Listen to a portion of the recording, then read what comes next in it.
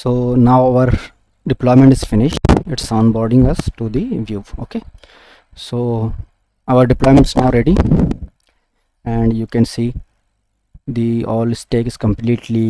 You can see the profile name, organization. You can also change the mode of this theme to dark if you want to. Let's reload the page. तो अभी हमारी elastic की deployment बन गई है. मैंने इसका colour change कर दिया है, जो कि यहाँ से होगा थीम का कलर.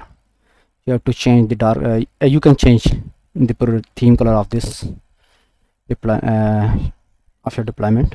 आप इसका कलर चेंज करने के लिए यहाँ पे आएंगे और ये चेंज कर देंगे. There is also an advance option and that we are going to cover in next video. Okay, so these are the all our observability deployment. Now we will learn about Kibana more and explore this and import the data, sample data to the Elastic, and we will learn more about it. Thank you, take care, bye.